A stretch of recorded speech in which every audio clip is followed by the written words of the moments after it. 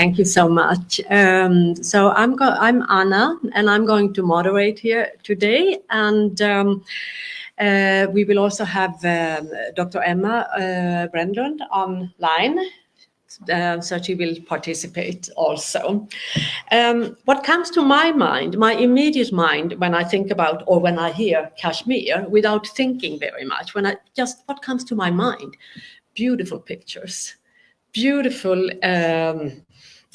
mountains, valleys, lakes, flowers, the nature, the rivers, the waterfalls, the peaceful and serene nature, almost pristine, I would say.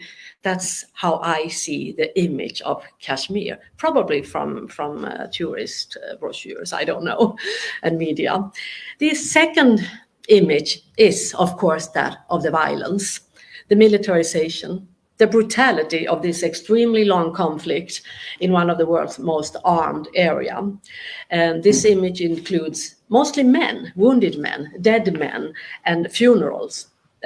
Although I know that there is also systematic violence against women, but we don't see that much of this, I think. Another thought for me personally, when that comes to my mind when I hear Kashmir, is that one should be careful to talk about Kashmir in public, at least if you want to have a visa to India.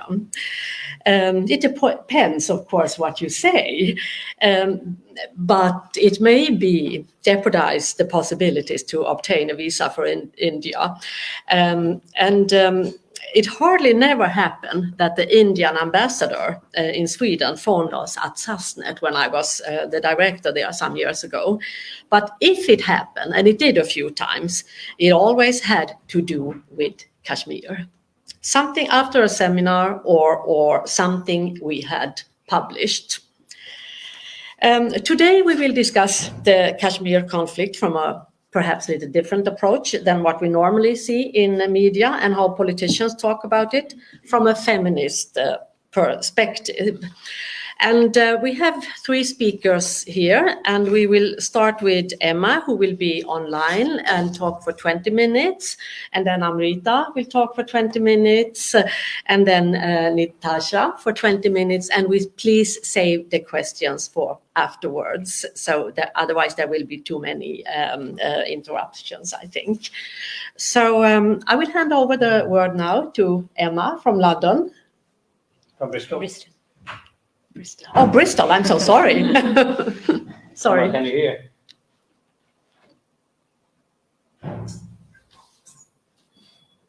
Yes. Hello, thank you. Good afternoon. Just give me 2 seconds. For a long time I couldn't get any sound at all from any of the recordings, neither on Facebook nor on Jitsi, but now I can hear you. So I'm just going to get my slides up. 2 seconds.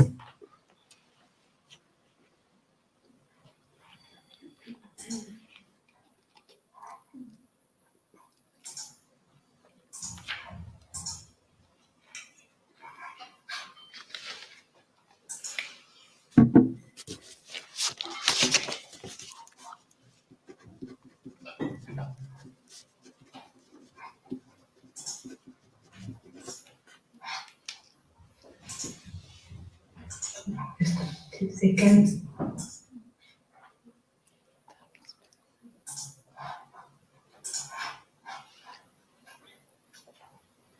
Okay, can you see my slides? No? Yes. Yes, we can see that. You can see them, yes, and you can hear me. Yes, yes, yes. Okay, great, yeah. Yeah, because the problem is that I kind of would like to see some of you while I also see my own slides. So I think I cannot, it doesn't seem like I can do them on kind of the whole, and in the whole screen way, but hopefully this works for everyone. So, okay, hello, good afternoon again. In this paper, I'm going to present some tentative thoughts about what feminist and post-colonial analysis can contribute to our understanding of children's lives in Kashmir Valley. So this talk is going to be about a project that I've been part of, a research project, and it's currently work in progress, so it's just some tentative ideas and findings. And this project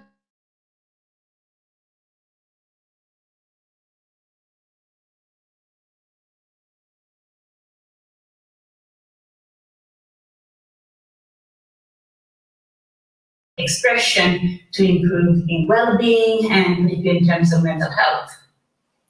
So this is an interdisciplinary project that is led by a colleague of mine here at University of West of England in Bristol, and has brought together arts therapists, psychologists, public health and art researchers. So as a social scientist working in the intersection of gender studies and international relations, working on this project has made me curious about how children living in contexts that are immersed in long-term conflict and systemic state violence in the form of occupation and colonialism express themselves and what they want to say about themselves and their lives. So the children that we have worked with, they live in a town in southern Kashmir Valley in the Indian administrated part. Which has, like the rest of the valley, been highly impacted by the long-standing conflict between India and Pakistan, as well as militarization and securitisation by the Indian government to stifle the popular movement for self-determination and securitisation, leading to a brutal crackdown of people's freedoms and rights. So children's lives have been severely restricted due to the ongoing security lockdowns and communication blackouts, particularly the ones following the events in August 2019. Schools have remained closed for more than a year, and due to the communication blackout, neither mobile nor broadband internet were working, so children could not communicate using their phones or laptops. And in Kashmir, many children have experienced militarized violence firsthand, having lost family members or witnessed violence, shootouts, crackdowns in their nearby areas. So growing up in a place immersed by militarization had a huge impact, and studies report deep levels of post-traumatic stress and depression, self-harm, suicide, interpersonal violence, and disruptive behavior. Furthermore, some children, particularly teenage boys, also participate actively in the independence movement, joining militant groups or participating in street protests against the Indian army. And often in international and Indian media, Kashmiris are portrayed monolithically as militants, terrorists, violence, and extremists. So in this paper, I'm trying to deal with this binary understanding of children on the one hand as vulnerable victims, helpless, oppressed in this conflict zone, and on the other hand, this portrayal of violent militants, terrorists, extremists. And so in order to understand and kind of unpack this binary and get a much more nuanced and complex understanding of children's lives in terms of conflict, I'm going to look at theories of children and childhood from a post-colonial and feminist perspective. And in much mainstream thought and international policy making, children are seen as innocent beings and childhood as a time of play, learning, and development. And we can see how this idea has been articulated in the United Nations Conventions on the Rights of the Child from 1999, which sets out the civil, political, economic, social, and cultural rights that all children everywhere are entitled to. For instance, the right to relax and play, safe from violence, right to education, etc. And it is very evident that mainstream idea of childhood, as articulated in the convention, is based on the Western liberal model in that it's both rights-based, legally oriented, and individualist. So furthermore, this model is based on the idea that children are vulnerable and need to be protected. So a protectionist liberal discourse. Liberal feminist work has built on this, advocating the idea of the special status.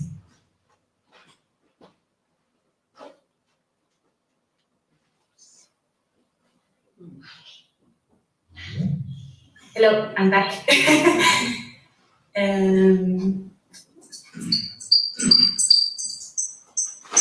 Okay. Can you see me? Yes. Apologies. It just crashed. The joys of line, huh?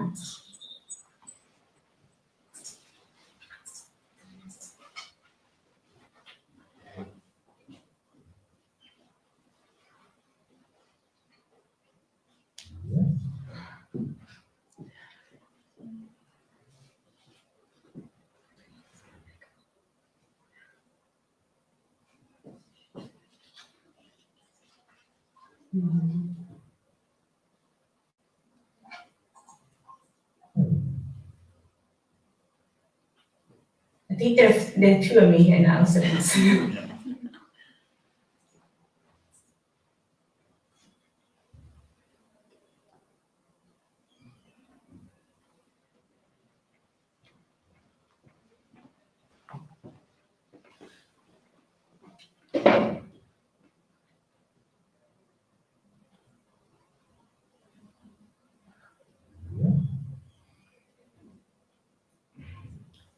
okay, so maybe it's better if I can hear me. I will not use my slides. Maybe that makes it's what makes it crash.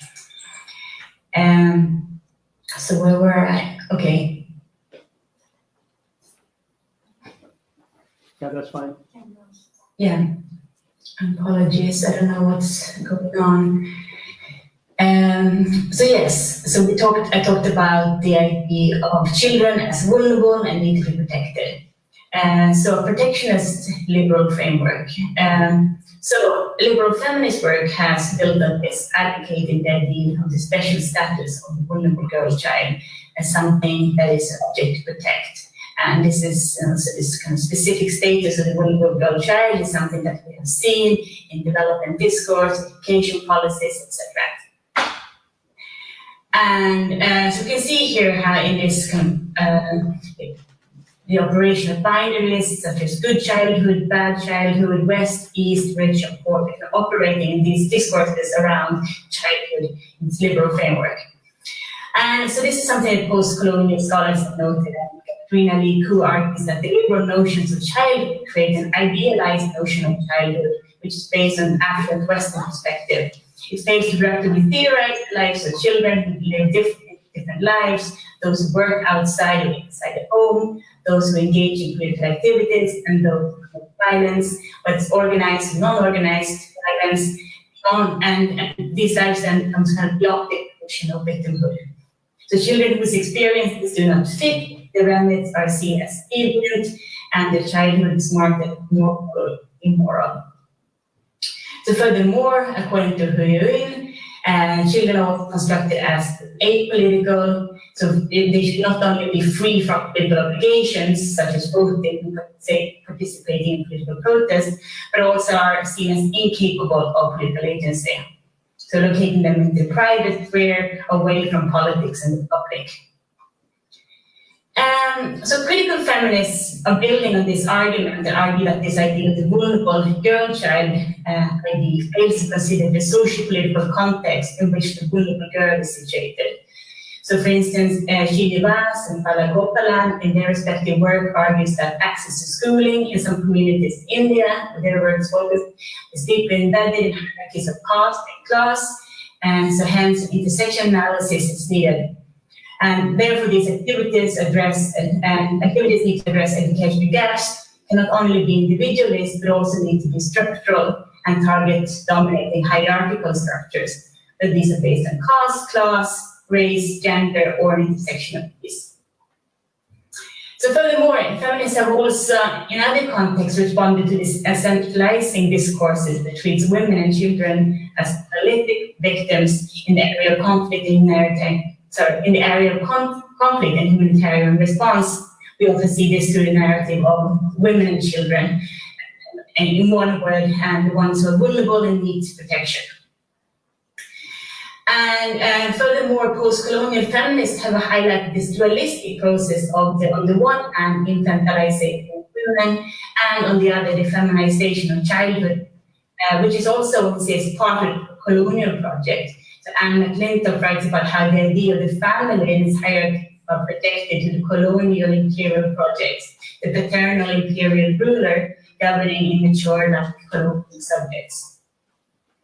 So kind of setting up some of the literature and the problems with the literature, going back to children in Kashmir. In the Kashmiri context of militarization and securitizations, there are these strong narratives of children circulating, children as helpless victims and children as irrational violent actors. And ultimately, these two narratives only serve the military strategy of India and Pakistan and the settler colonial projects, in that they reiterate the idea that Kashmir is an area that needs to be securitized, controlled, and civilized. And in order, on the one hand, to protect the children from militant violence, and on the other, and traditional norms and practices, and on the other hand, to bring peace and security for stop protesters and stone pelters. So we need to bring in post-colonialism and critical feminism to help understand children's lives without upholding the idealized notion of childhood as something universal, unitary, or reinforcing these binaries of good and bad childhood. Now I would really like to show my slides. I don't know if I should make a try. I'll try again. But I'm going to be brave.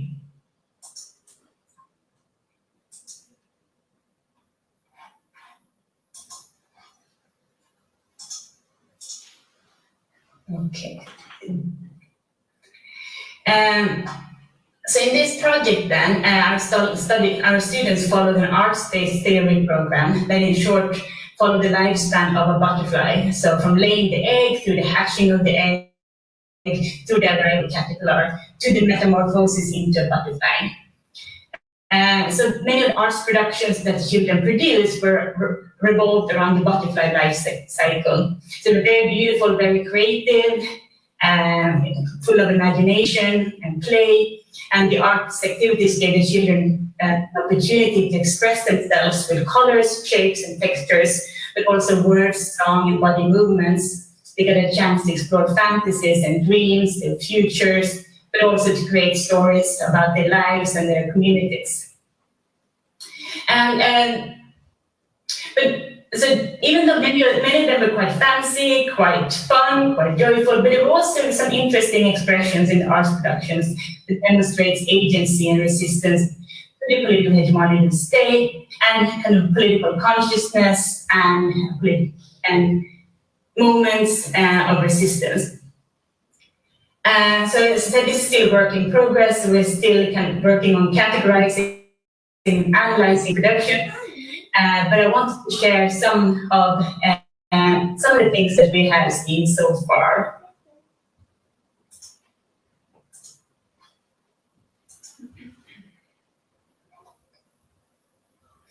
So the first theme that I see, one theme that came out is around gender and gender violence.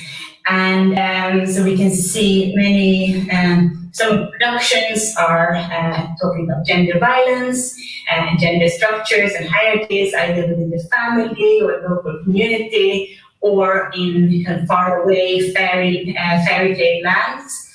And just as an example, this first one here is a painting by a participant that we have anonymized, we call her Ifra for the moment, and which is accompanying a story written by the student Ifra about a woman who has experienced discrimination and racism throughout her life. And for the mistreatment of this woman is worsening as she gave birth to a girl child. And however, despite this hardship that she's enduring, she kept standing up for herself. And the situation is getting harder, the discrimination is getting worse, until she gets support from an army of women. And she writes that, and I quote, "All kinds of women got together and achieved this great success. And now they're preparing for another battle, and then they believe that they can overcome anything, anywhere, at all costs. Women empowerment." So this is a really interesting example of both articulations of different forms of gender violence and discrimination, but also a feminist conscience built on solidarity and kind of building or being part of some kind of feminist movement and feminist engagement And they were not the only example, and many others as well, talking about women or girls standing up to different forms of violences. And a second theme that came out work focused on the environment and the damage to the damage to the environment taking place in different forms. So the first one here is kind of a landscape produced by student people, mascot, produced by different types of materials. And in this video, in a video that accompanies this picture, she presents a narrative about a butterfly that is worried about the environment because of the humans and the destruction of humans. So she ponders on this destruction by the humans and what would happen in the future. And ultimately, then, when she's feeling worried and upset, this butterfly flies to a park to drink from the nectar. And then on the other side, you can see a poem by student called Salen, which we can interpret being about global warming and climate change, but also maybe referencing the big floods in Kashmir that took place in 2014. Where many houses and many houses were destroyed and many people's lives were taken. So, but here in these and in these examples and in many others, so we can see expressions, articulations of environmental awareness, engagements, concerned about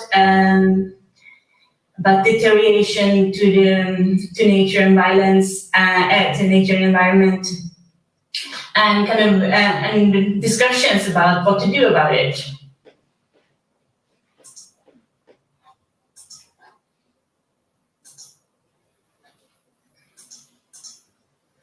And then in this third example, we see the third theme that we had seen is stories about betrayal and violence. And here I've chosen an example of, and this is just a screenshot from a puppet theater, which was produced by a group of participants as their final performance that they performed in front of their parents. And then ultimately we filmed it and made English subtitles to it too. And in this story, it's called The Prince of Egypt, and it's about when the king of this magical kingdom dies, he gives the throne over to his son, but then the son is betrayed by an uncle, and then ultimately there's a series of betrayals and violent intent of conquering and ruling this land, and who has the ownership and the right to rule the land, and who will rule the land justly. So there's a lot of themes here around violence, around politics, around governance, and there are other interesting stories and pictures from other students talking about role of government, role of politics, and kind of politicians and how so coming through these pictures where students were not asked they were not asked to produce political pictures or political statements. They were asked to draw pictures often about butterflies and landscapes, but stories around politics in different forms came out. So just to conclude, I hope I haven't gone too much over time with all the problems. These are only just some examples of the huge number of work that was produced by the children over the course of one academic year. So during last year, and there's a whole complete discussion around the methodologies and both going through the project and also the methodologies of writing up the academic work. But here, I think through these various forms of art productions, we can see how students student expressing agency, resistance to dominating discourses and hierarchies, through both in writing, in stories, in poetry, but also in the arts and different forms of theater, and it demonstrates it helps us to understand or get an insight into the life worlds of children living home, and which is beyond this binary of victim, helpless children, and deviant, militarized children. And here we can see, on the one hand, we see serious political engagements, feminist articulations, and resistance dominating power, but also a lot of fun and humor. And I wanted to share this last story about the tomato on the right by Tafsir, which is a fancy story about how to cook this dish with tomatoes and putting in choil and onions and spices. So there's also a lot of humor and personality coming out from these different pieces of work. So yes, I think I'm going to end there. And so much for listening. Thank you so much. Thank you so much, Emma. This was Dr. Emma Brenlund from Bristol and nothing else, University of the West of England. Thank you so much for this perspective of the not so helpless children, which I think gives us some hope.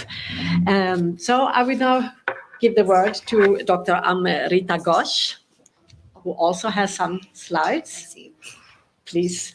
The floor is yours. Thank you, Anna, and I first want to begin by thanking the Nordic Kashmir Association and Malmö Feministic Festival, and my panelists here today, Natasha Cole and Emma Brandon and Anna Lindberg. I have not and had not spoken to Emma, but coincidentally, my talk is also about art and feminist perspectives through the art. And I want to focus on the feminist representation and kinds of agency and what kinds of depictions of women are happening through art. Art and creativity form invaluable modes of speaking out, protesting, and resisting dominant structures of oppression and silencing. In a conflict zone like Kashmir, representation is saturated from hegemonic static structures with images of Kashmiri men and women in a certain light. And I think Dr. Lindberg and Dr. Brenlund both spoke about these kinds of binaries that are happening, either the wounded men or fetishized women and children in certain kinds of victimizations or militarizations. So either Kashmir becomes an exotic landscape that Dr. Lindberg also mentioned, escape for Bollywoodian imaginations that the famous book Territorial Desire by Ananya Jahanara Kabir talks about extensively, or in the more recent imaginations, it's a conflict. It's a conflict, violence, and certain dehumanization of people happens through that paradigm also. Recently in the last, and it always has been, but it has come out as an emergence and plethora, new mediums of protest, resistance against everyday brutalities through art. And there are rappers, musicians, women bands, group of women playing musical instruments, songs like Kashmiri Bella Ciao, and I highly encourage people who have not heard it to go online on YouTube and hear that version. It's absolutely haunting, and it has translation on that video. Graffiti, paintings, all kinds of forms, clamoring for justice and representation in defiance, in their varied ways. And I'm using a certain phrase by Jared Martineau called creative combat, how art is used as a certain kind of creative combat. In framing this kind of feminist art from and on Kashmir. Martineau states, and I'm quoting him here, movements in artistic and cultural production have always existed in parallel to and intimate interrelation with political action. Acts of creation are entwined with movements toward freedom. Indigenous creativity, therefore, cannot be neutral. It provides a dynamic reflection of our contentions with the structuring logistics of settler colonialism and the resilient survival of our peoples, end quote. And his work is talking about settler colonialisms and that kind of indigenous resistance. And I'm using that framework to talk about what is happening with certain kinds of artistic movements within Kashmir and on depiction and representation of women. So the selected art and photography by women artists create forms of resistance and a decolonizing language that I'm really interested in towards freedom from oppression. I turn to two genres of artistic interventions, both by Kashmiri women within Kashmir and widening the peripheries to include some women artists working on gender depictions of Kashmiri women and the conflict. And women artists, this is definitely not the long list. There are innumerable artists right now from Kashmir who are doing fascinating amount of work with their art as expressions. First is an award-winning Kashmiri photojournalist, Master Zahara, who you might have heard of already, another Kashmiri visual artist from Kashmir, Kaitul Abyad, Indian artist Raleigh Mukherjee, and another British-born artist with roots in Nigeria and Spain, Sonia Amrit Patel. All of their works visualize and capture dissent and agency in very interesting ways. It is not my endeavor, however, to dilute the extremely significant work done by Kashmiri women from Kashmir within that conflict zone and the limitations that come with it, pervading their everyday lives.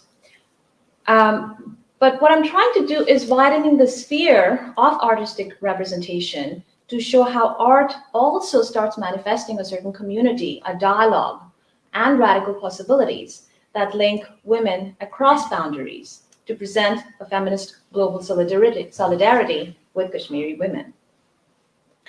First at present, so before I get into these four women artists, I want to situate a kind of a dominant representation that is out there to show how stark this is with media, with films, with status discourses, how women are generally portrayed. And I'm going to be very short with it. After 5th August 2019, when the revocation of Article 370 happened, and Kashmir is undergoing this blackout, complete severing off communication from the rest of the world, Raw Mango, and I think many of you know this incident, a very upscale clothing line, ethnic clothing line, they put out their campaign at this period, 2 months after, and they have a certain kind of representation of Kashmiri women. It's called Zuni, the campaign, and I'm going to show certain images here. It emphasizes, I'm quoting their campaign, because Kashmir is about its people, which needs to be seen and heard. And this is during a time period when there is complete blackout of communication. So what kind of seeing and hearing is presented here? Many Kashmiris and some non-Kashmiris protested against this campaign by commenting directly on this particular Instagram campaign that ran. By the nighttime in India time zone, the campaign and its images had vanished.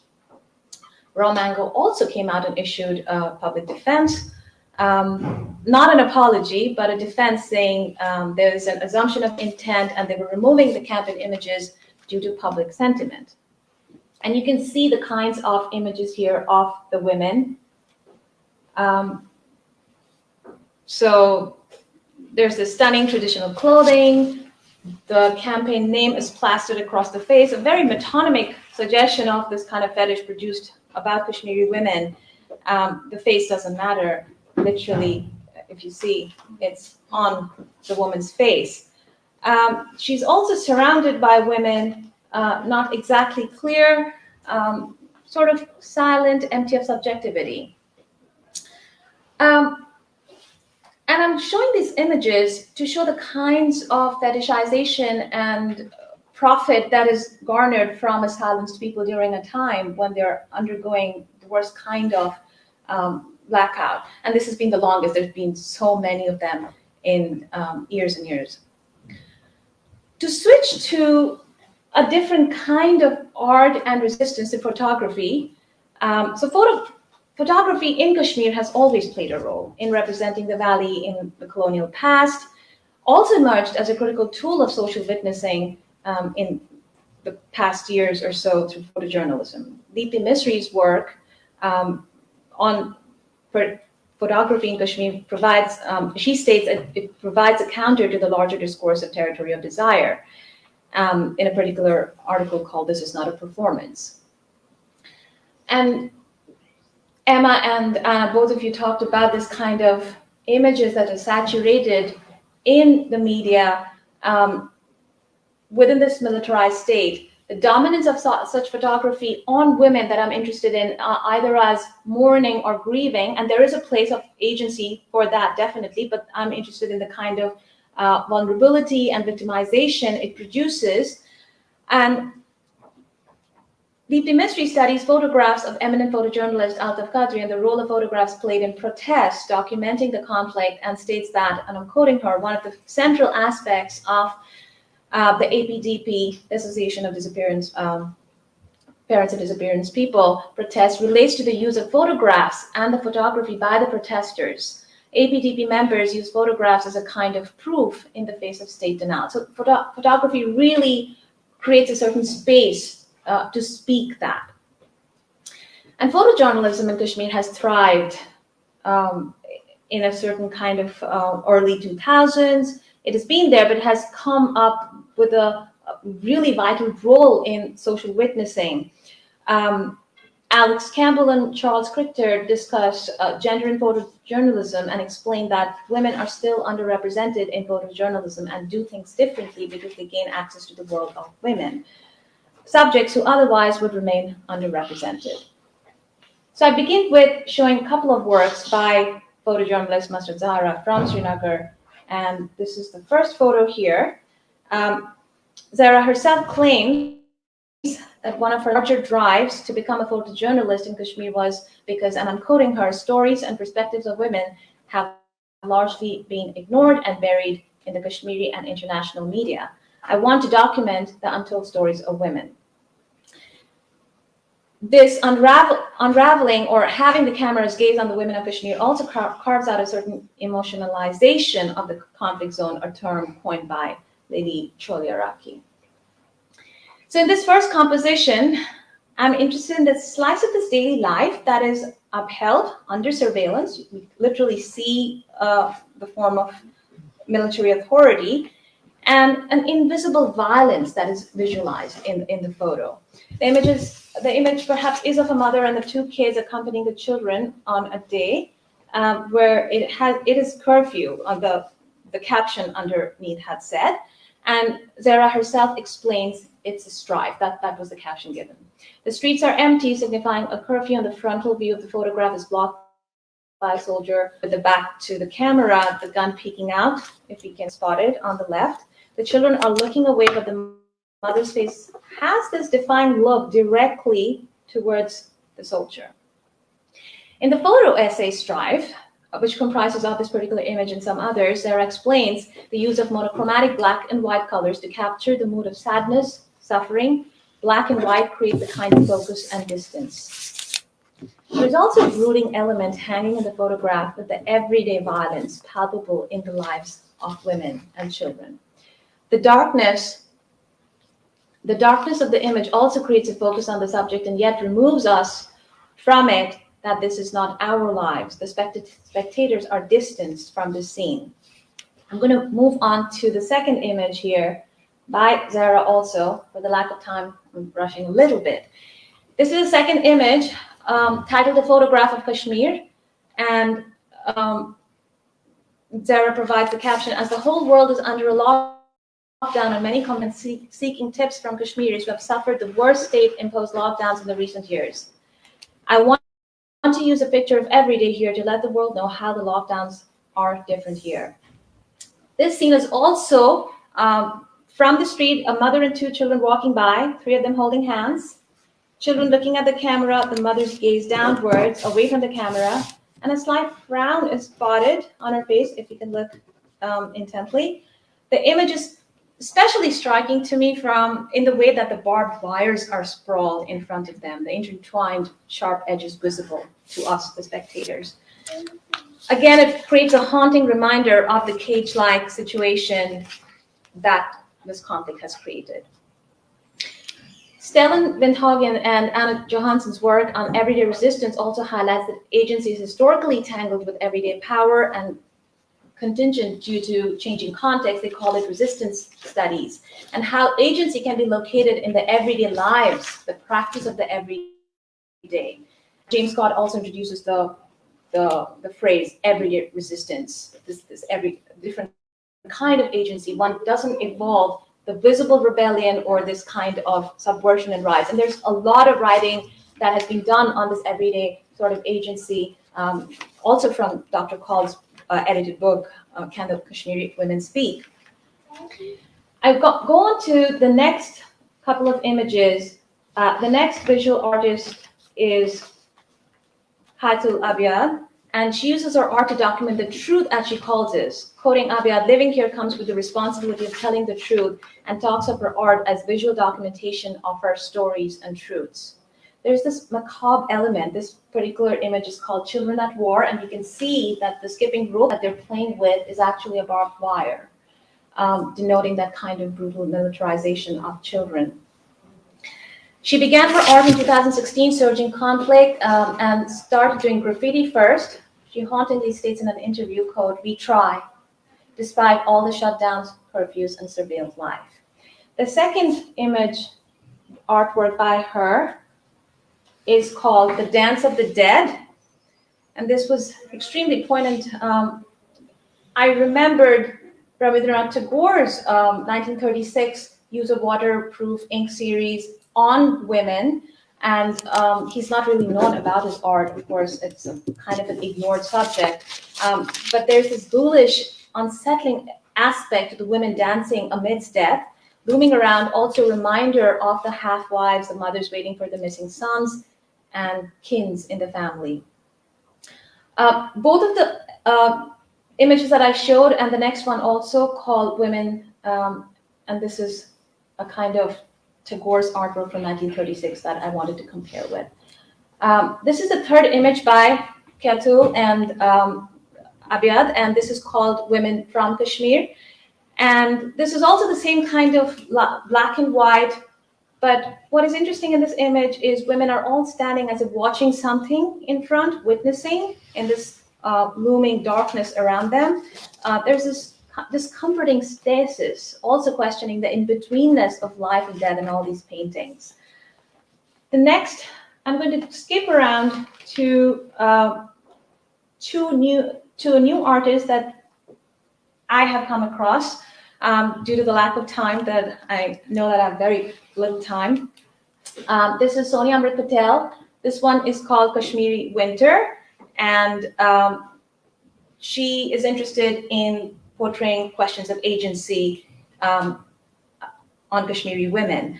And the next one is called Red Blizzard. Her art, for me, it was very interesting because both are interested in the questions of speech, questions of how do Kashmiri women speak. There's this splattering of blood, hands crossed over the heads in the first image, resisting an everyday trauma. They're silenced, but they're speaking. Women in Patel's drawing are shadowy, fused with the shadowy landscape in the background. It's a classic reminder also of the famous Can the Subaltern Speak in post-colonial theory. These women are all speaking. They're resisting, defiant, but they're not being heard. Even though their mouths are visible, there's a suggestive horror and scream embedded in both of these artworks. The second painting also is playing on the speech versus listening, and the blood that they're speaking about, the violence that they speak, is splattered on many of the women. That is, I'm wrapping up, that is there. For the caption of this painting, she says, "This is the second artwork in a series on women in conflict zones. At first they whispered, the whisper grew to a scream. Now it is a clamor as they cry out against injustice. This artwork pays homage to the strong, defiant, and resisting women of Indian-administered Jammu and Kashmir and their ongoing fights for rights, peace, and well-being." And all for women's art, and I'm quickly going to show two images by Roy Mukherjee, which I wanted to get into some details. This is called Shadows Beyond the Ghost Town, where the trees that are growing out of the earth are actually guns, denoting the violence. And the other one is Drifting, where the woman is in a shikara across the lake, but she's carrying skulls of the dead people. All four women's art in the different mediums and genres of creativity construct networks of resistance and solidarity that produce generative sides of feminist protest and awareness for Kashmir on a global scale. And most importantly, they also claim back self-representation, countering the dominant gaze. These paintings and photography depicting Kashmiri women enact two forms of resistance for me. Firstly, they resist fetishizing Kashmiri women in the old status vulnerable passivity, or this kind of construct that the Bollywood has done, Kashmir Ki Kali, the beautiful maidens. Secondly, they present feminist visions that also challenge the militarized oppression and create global networks and community through their creativity. These artworks create realities in which Kashmiri women are the subjects, reclaiming their spaces, voices, speaking truth of the everyday cruelties and survival. Such art creates a counter-hegemonic force and spaces of emergent politics, shifting the narrative towards radical hope that we talked about in the earlier panel. And as noted, Kashmiri women artists enable a certain resistant imaginary trickling into feminist counterpublics. Thank you. Thank you. Thank you so much, Dr. Amrita Ghosh. It was also very wonderful to listen to some more agency and resistance through art and culture. Our last speaker, I'm grateful we have three such eminent speakers here today. Dr. Natasha Cole, you don't need the PowerPoint. I don't need the PowerPoint, but actually, given that everybody's colored, is it possible to have the, does this have the internet? Yes. I think I will just, because I'm aware that we also need time for questions. So while he sets this up and the lights get turned on a little bit, I'll just continue speaking to save time. So I feel a special sense of, I don't know whether burden or responsibility is the right word, as a Kashmiri woman here on this panel who is also, who is also an artist of sorts, in the sense of writing, but also over time speaking about it. So instead of, trying to maybe, say everything that I would like to, what I'll do is I'll just take a shortcut and for some things just direct you to things that are there. It's just, maybe that'll be best.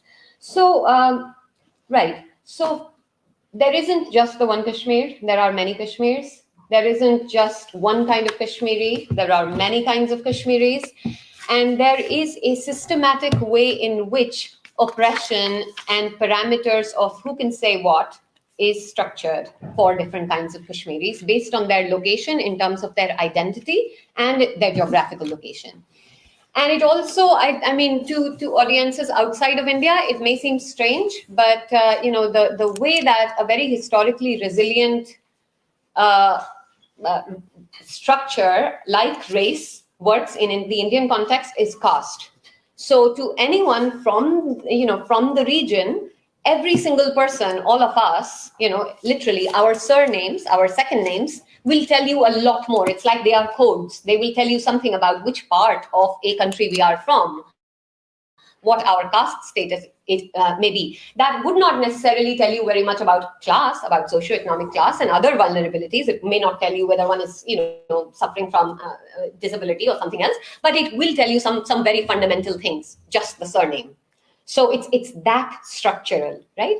So that's the first thing to remember, that identity is encoded into the ways in which, so if I go somewhere, the length of my nose people will say, oh, she must be from Kashmir, like look at the size of her nose. So it's literally like those kinds of, there's a whole kind of encoding around lines of identity get drawn at who we think we are and how other people see us. So at the I and as well as at the other person's I, as it were.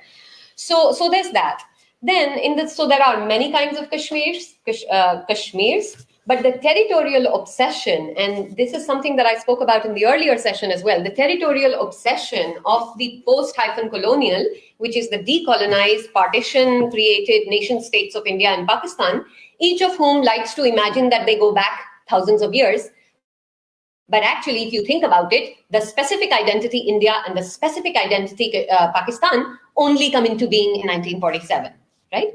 The other thing is that when they come in on the midnight of 14th and 15th of August 1947, the status of Kashmir is unresolved. It's actually, it's actually literally unresolved. There is this kind of prior erstwhile princely kingdom, that is that region, which has its own particular dynamics. And so these things are important to remember when we think about the status today.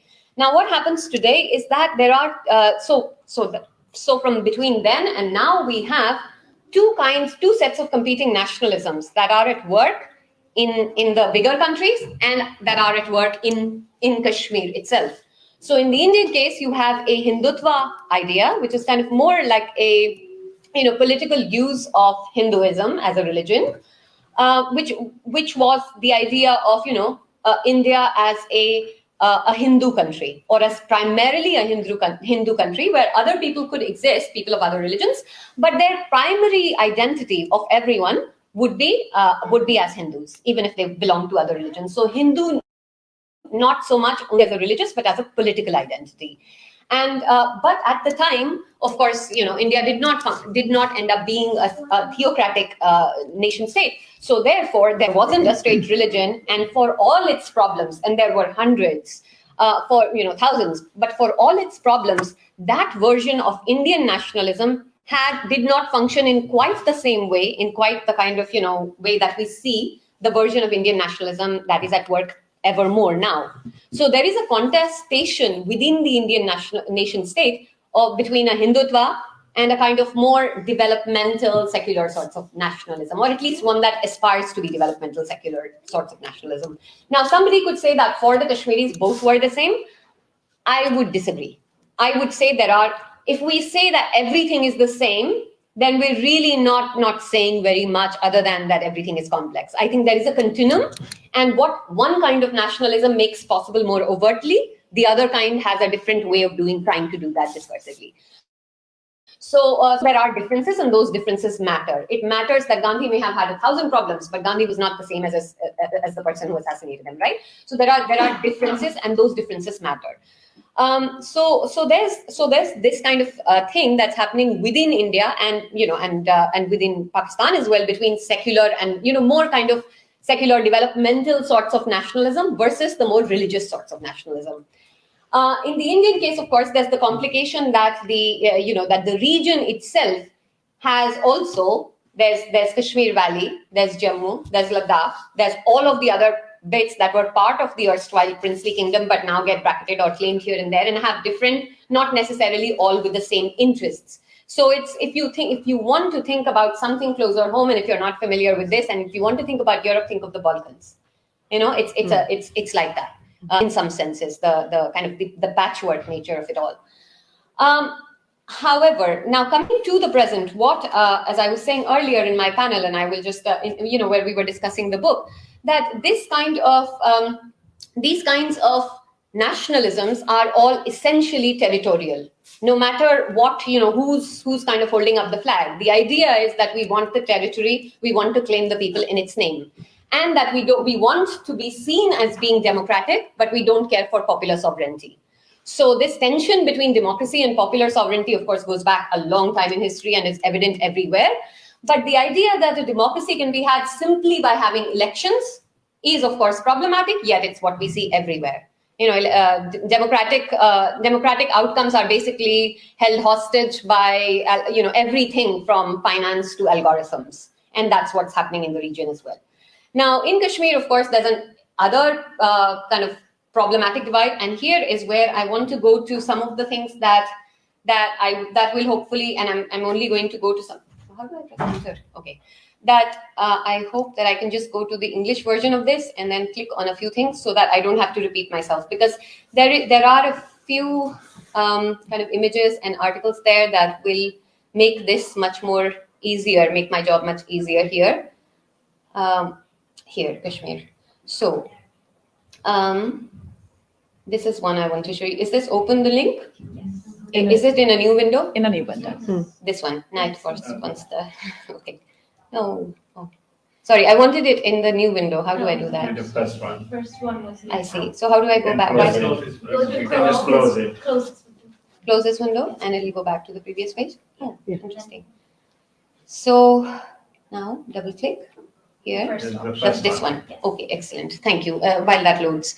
So now where does feminist and post-colonial analysis come into all of this? It comes into this through as feminists have told us, the personal is political, right? Structures of oppression are systematic. That it's not accidental, it's systematic. That rights matter, okay? That the nation state is a very problematic construct. So for people who are state parts of stateless nations, that even as people hold up a flag and say we want a state of our own, people get states of their own. And then the same sorts of things keep happening.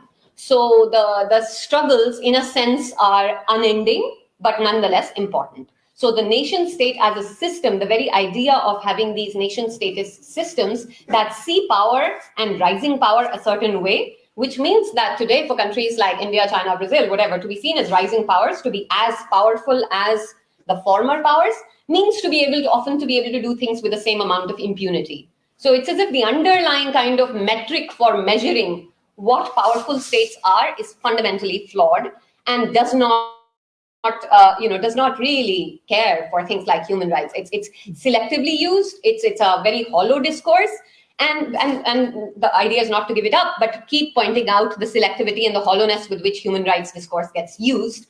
And why this, and post-colonial theory, because of course, post-colonial, so many of us have been arguing, post-colonial is not what post-colonial means. Post-colonial means that history is not over, coloniality is not over, that history happened both here and there. It's not, colonial history didn't just happen in the other parts of the world. Colonial history happened also in the places that were the colonizers. And that just by the fact of having been once colonized does not give immunity to a political entity from acting in ways that are also colonizing. So whether we see that with India in Kashmir, whether we see that with, China may not be the good example because of the lack of formal colonization previously. But essentially what I'm saying is that colonization is something that can happen in the name of Western and non-Western entities. And equally importantly, human rights is not the preserve of any one part of the world. So it's not the one part of the world going to save everyone else, because we own human rights. Nobody owns human rights. And in fact, it's a travesty that the history of human rights is understood separately from the history of anti-colonial struggles, because, excuse me, how are rights West-based if the whole anti-colonial struggles needed to happen elsewhere?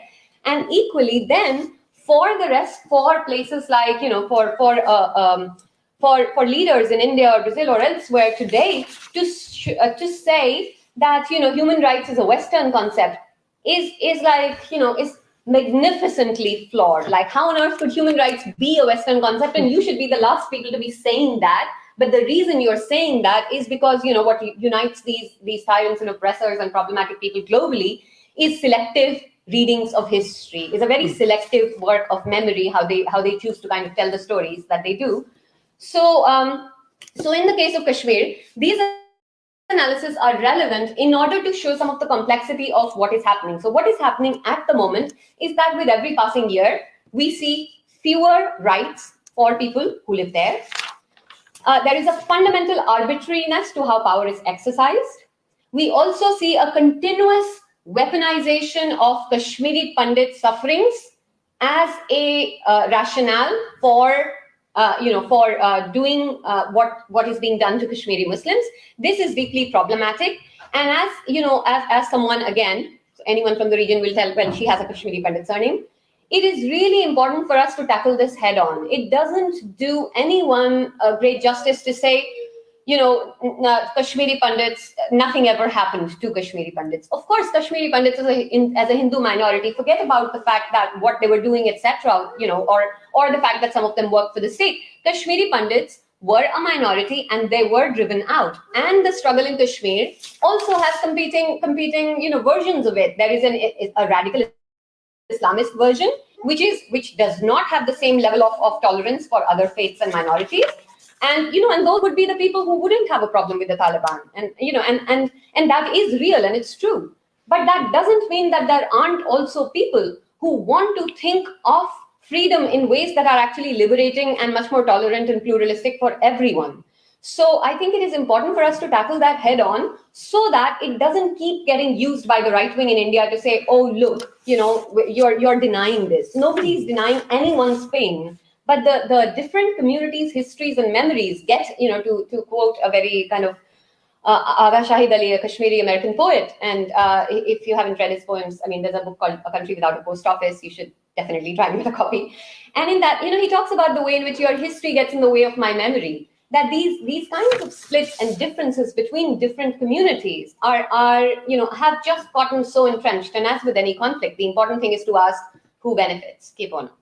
Who's benefiting from this, and who's benefiting from this today is surveillance, is weapons manufacturers, is people who benefit from corruption, is people who benefit from environmental degradation, is people who benefit from conflict economies, and that's a very powerful set of lobbies. So it's not easy to get people to understand, to quote Upton Sinclair, something when their salary depends on their not understanding. So it's not that people don't know or not enough people know. A lot of people know, but the problem is how do you create the material incentives for a different situation? And there's no easy way, but I think that critical consciousness is an important part of how we can do that. And no matter like which genre or intervention terms we make, the fundamental fact is that profit, conflict and entrenched conflict is very profitable, and it continues to be so. Do I have about 5 minutes? A few more minutes. Okay, yeah. right. Yeah. So at this point, I want to show you some of these things and close with that. So the first, maybe I should open them all so that then I don't get lost again. The first one you said, yeah? Yeah. I don't know if whether, has anyone here been to Kashmir who's not already from Kashmir? Can you raise your hand? I don't think you're visible on camera. One person. Okay. Yeah. So, other side of Kashmir. Yeah. So the strange thing is that when people from Kashmir who are divided by this line of control, and I've always said the wording is very, very precise. It's line of control. So you can't actually meet people who are, 50 kilometers away from you. But if you are on the other end of the world, somewhere in London or, New York, you will meet people. and people will say, okay, you're from Kashmir. Which side? Like, that's the first question. And then you get into, which side? Oh, and did you live there? And which region? It's your own identity almost always is this minefield. That's just no simple way of saying who you are, because there are also so many deductions that become possible. Because if you are revealed to be a Kashmiri Muslim, a Kashmiri Pandit, a Ladakhi, a Pakistani, a person from the Pakistani side of Kashmir, the assumptions of what your politics might be, are also. And if you don't happen to fit into that, then it's another problem. Then you have to say, oh, actually, I'm somehow a problematic, I'm not who you think I am, because I should read a person if you thought with my surname, but I'm not really. And I'm hoping that more people are going to be traitorous to those sorts of, kind of predefined identities, because we all need to do that. Otherwise, we're never going to move beyond this. And this is what, for me, decolonization means in our times. It's, because colonization in our times doesn't look like the old colonization, and therefore decolonization also means thinking things a bit differently. So I want to show you 4 or 5, this one. So this is one of the, it says 2013 here, but it was first written in the summer of 2010, when a lot of young people were killed and there was this big uprising. sparked by the death of a child first. And I was at the other end of the Himalayas then, and I wrote this long piece called Kashmir, a Place of Blood and Memory. And so it says 2013 here, but it was first written in 2010. And as you can see, it was also translated into Mariana here. And the other thing I want to show you, Kashmiri from funerals to communalization of a political dispute. So the thing with the merchants of conflict is that they want to turn political reasons into existential ones, and they want to say, well, it's not because there is this rights deprivation or people have this or that, kind of historical grievance or problem. It's because they are this. So it's very common to find the idea that Kashmiri Muslims are latent terrorists, or Kashmiri Hindus are always somehow pro the Indian state, or Pakistanis are this. The idea that people just fundamentally, existentially, biologically are something is so common. I mean, you would think that it should be easy to contest, but it has such a strong hold on people's imagination. Literally like 2 minutes, I promise.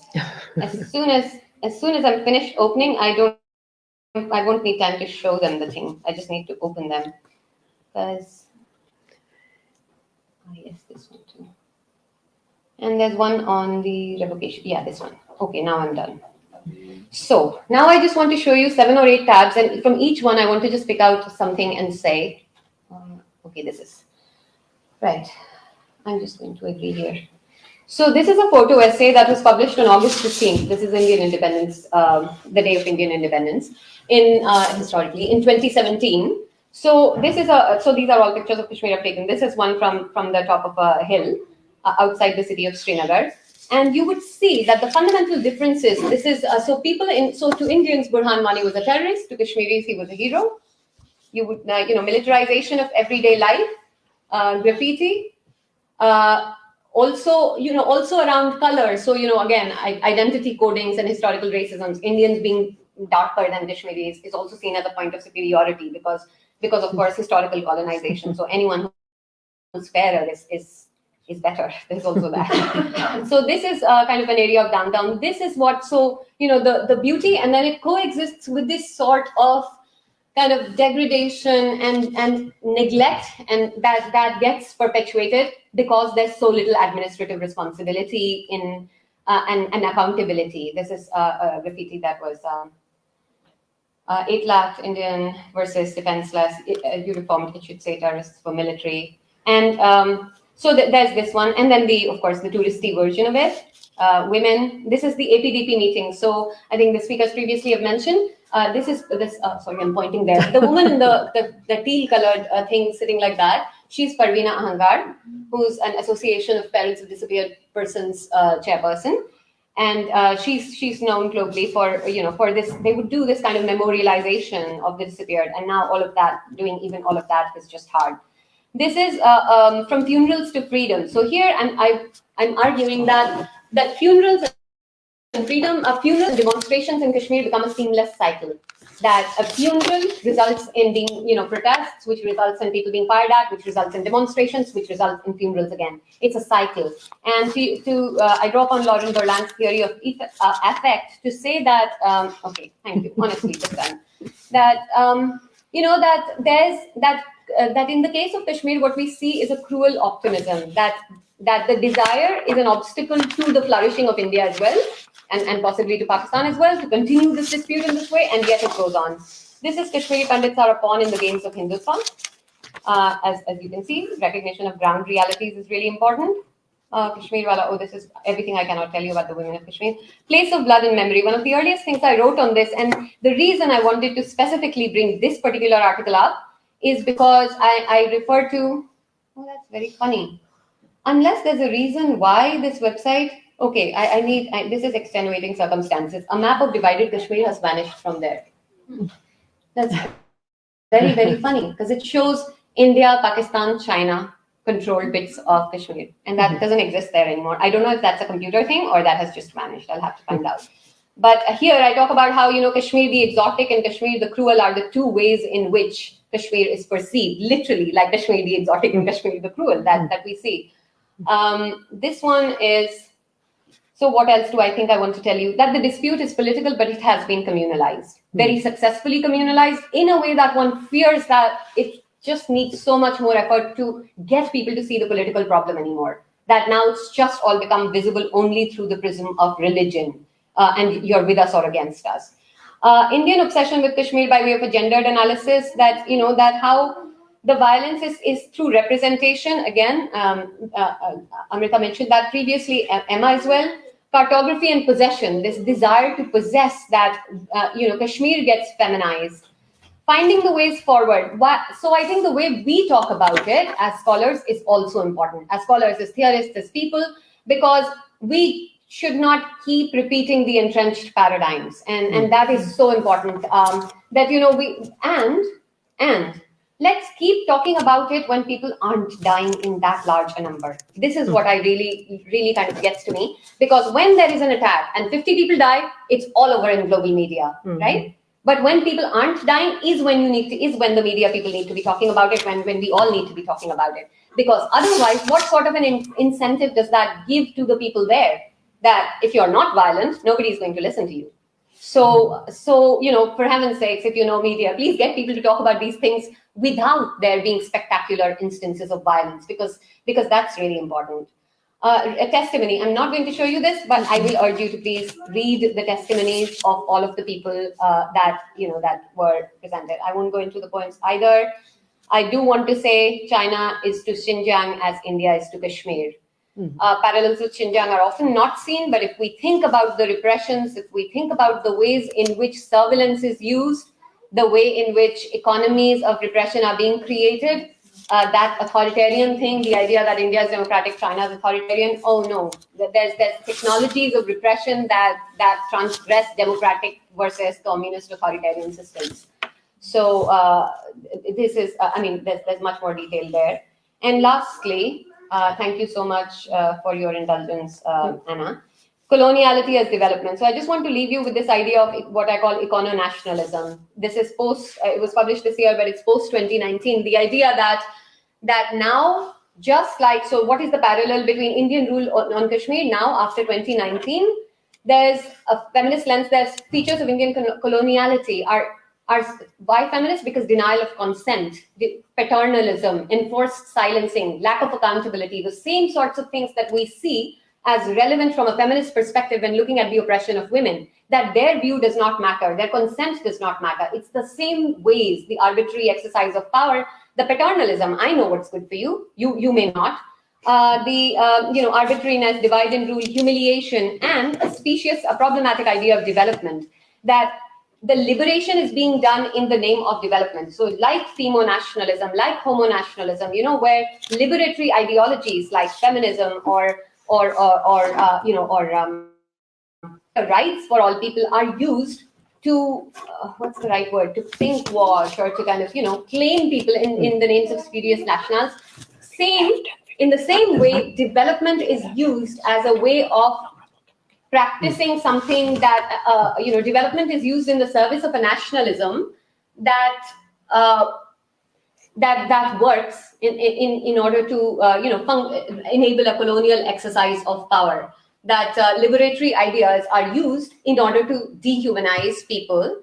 And this is being done with development. Like the whole idea for kind of shutting everything down in 2019 was that, it's for their good. It's because we want to develop them. So it's like that, the argument that came up. It's like trying to save Kashmiri women, trying to save Kashmiri people, trying to save the region from what they might otherwise do to themselves, and to think that one should get a choice between political and economic rights is, who does that? If one isn't colonial, why would you say you can either have your political rights or you can have development? But you're too problematic to have both, or you're not gender aware enough to have both. So it's at the level of logic. If one really got to be able to talk to people who put forward these views, you would be able to refute them easily. But the point is, would you? They wouldn't speak to you, and they wouldn't put you on their channels, and they wouldn't engage with you. So it's the discourse is kept partitioned deliberately so that you have echo chambers in Kashmir, in India, in Pakistan, elsewhere, where people aren't kind of listening to what's what is useful to be countered. And that's part of the problem. And I think feminists are part of every struggle. So in one or another way. So we have to keep thinking of it. Yeah. Thank you. Thank you so much. Thank you so much, Dr. Natasha Cole. We are running.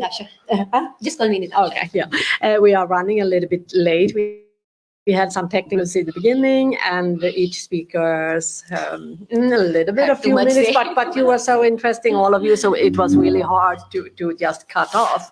But so instead of asking any questions now to you, I will leave the floor open to see if we have any questions or comments from you here.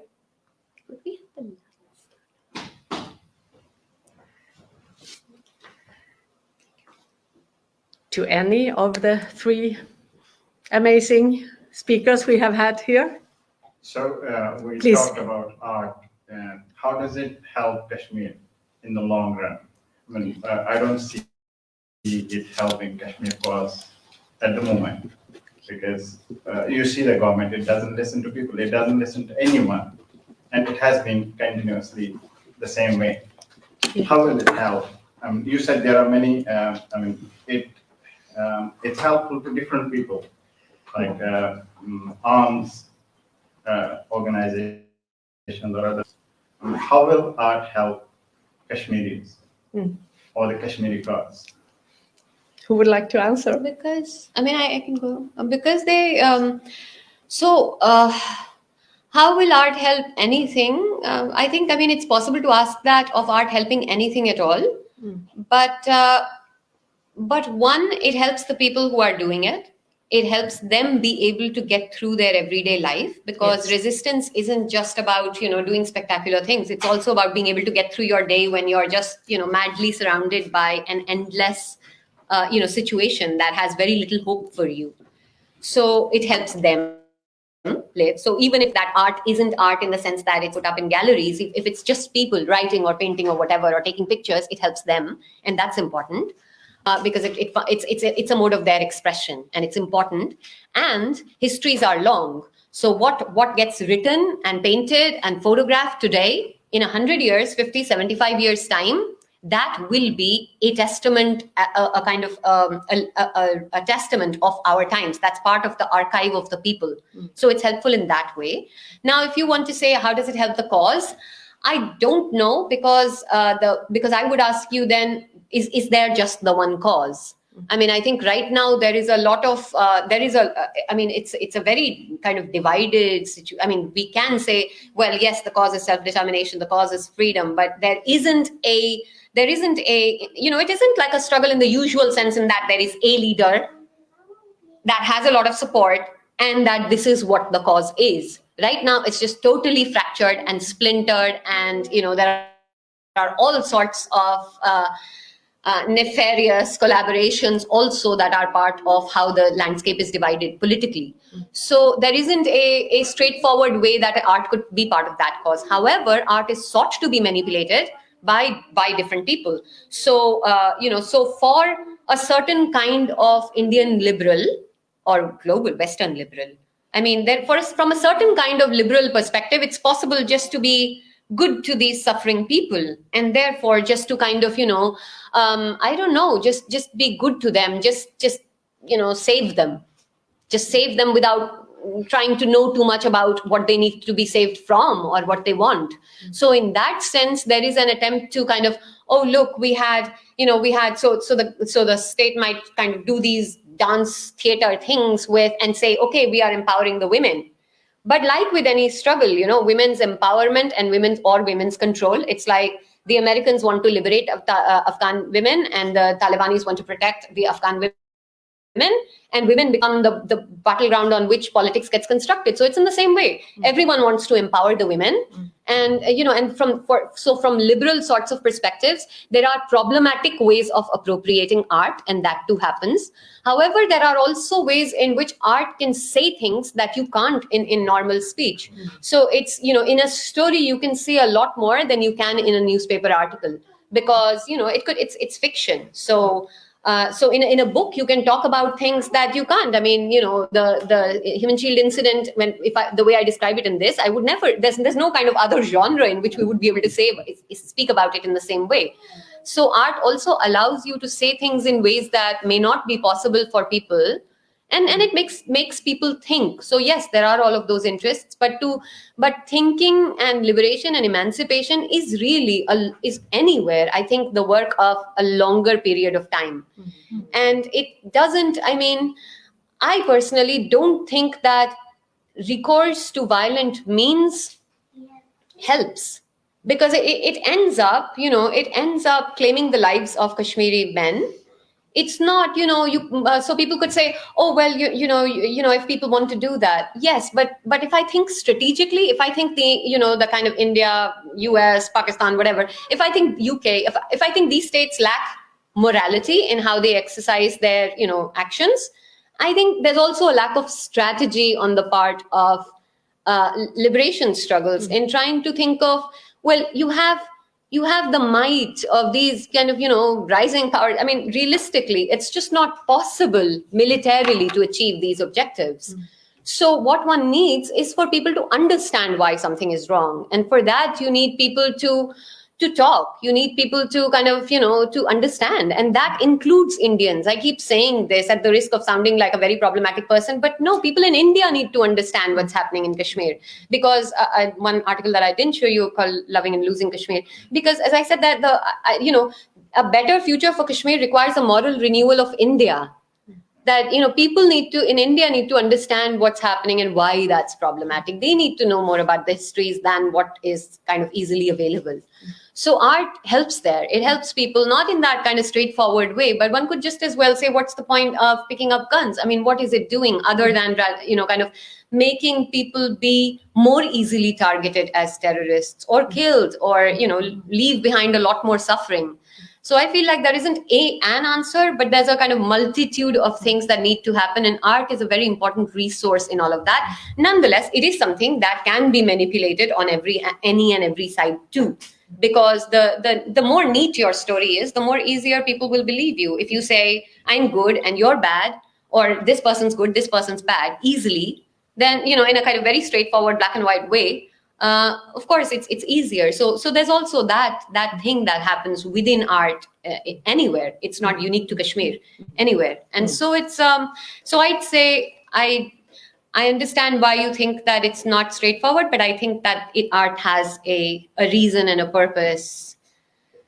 Otherwise, it wouldn't be. Can I follow very quickly? Please. I think that it's a really important question also, because we tend to think that things are in vacuum, but they're not. Everything constitutes with each other. Science, politics, art, everything has its space and intersects, no matter how we think that they're in separate boxes. But also, I was walking out in the corridors here. There's this big poster, "Art is Human Right." And one of the things that struck me that, there are certain spaces that cannot practice art. There's a certain feminist artist from mainstream India. She's not mainstream at all, whose work I wanted to show, including with the other 4 artists. And she specifically told me that she fears for her life and not to show her art. And she has done some huge installations, one of the first kinds, in a certain kind of intermediality of different genres together. And then you probably know who I'm talking about. But she did not want me to talk about her art.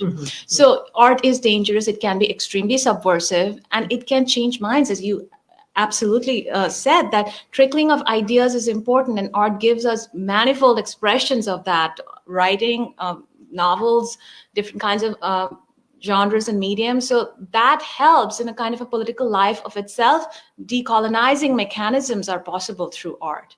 So I want us to rethink what art can do. And I absolutely agree with you that, violence is only one tiny way and not the right way, where many other languages are possible to deal with something and create changes within, whether it's survival, whether it's pushing the boundaries and transgressing them. And perhaps in a more long And in the longer in the picture, longer absolutely. picture. Yeah, thank you. We should not spend so much more time here. We are already late, but I would like to ask if there is. Right online, so she can have. Yes. Emma, would you like to answer the question about art? Well, yes, and what I agree with it, Natasha and Rita has said already. Well, I guess what's another aspect of art that I would like to add is just its capacity to build solidarity. There's universality in art form, in colors and expressions that can resonate. Universality is maybe a strong word, but it's art's colors and shapes and feelings can be expressed through art,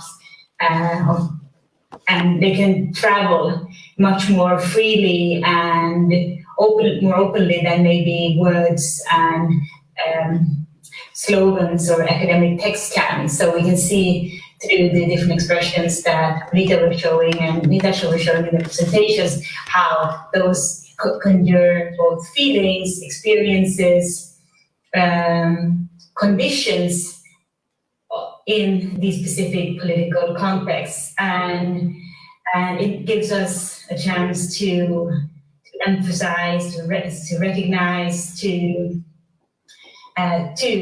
live with what is happening somewhere else. I think it has a very important role in communicating experiences across contexts in order to build solidarity, which I think is a very important part of any type of any political movement.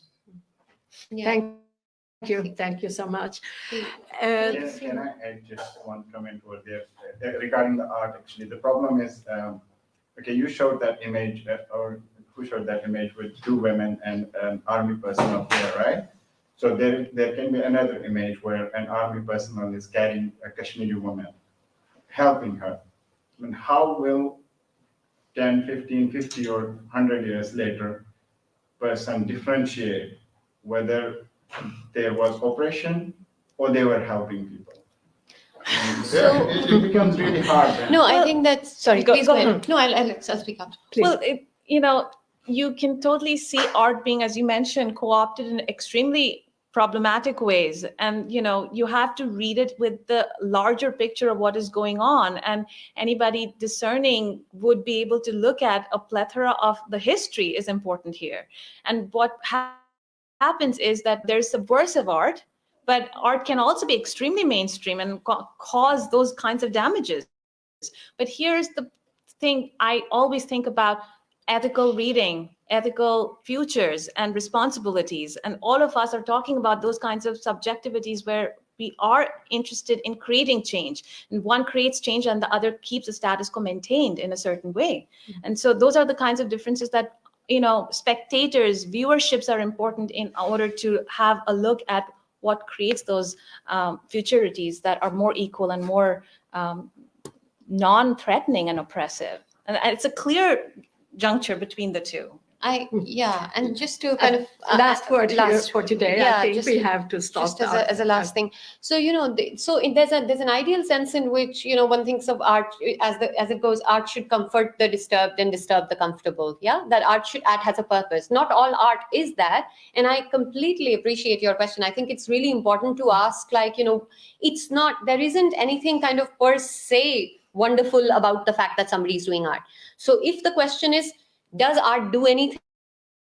The answer is yes. If the question is, does art do anything good simply because it's there? The answer is no, it doesn't. It needs to, and the reason one needs to have to tell all of these other stories, because if they don't get told, if they don't get seen, then 50 years later, then those other ones are the only ones there are. And actually, there's nothing to fear from those images too, because that too is a part of that story, right? So if there are like 50, 100, thousands of pictures, then there's kind of more, multiple perspectives on what's going on and not just the one. So it isn't that artists are just somehow more ethical, more wonderful people. No, of course not. It's entirely possible for art to be co-opted. I mean, you should see the amount of exoticization that happens in the case of places like Kashmir or whatever, on book covers everywhere. There's just kind of like beautiful otherness kind of art, or which on every side, both sides, every side actually. So it's not just that that's a problem in India. It's also problem like with misogyny and other such things, which is shared in India and in Kashmir. Patriarchy is shared in India and in Kashmir. So art in a broader sense, not just kind of drawing, is about is related to critical thinking in how I'm responding to you. Like art is doing something more, kind of comforting the common sense somehow. Unsettling the common sense somehow. So in that sense, art is useful. Because if we don't keep trying to, so we may not. There was this wonderful woman. She passed away. She worked. She worked for social justice, and she hosted one of my talks 2 years ago in 2019. And she said this wonderful thing that if we can try and we may fail, but if we don't try, we'll never succeed. The idea is that one could do nothing. One could also not tell the stories, but then we would just be doing nothing. So we have to keep trying to change the world, because if not, the world changes us.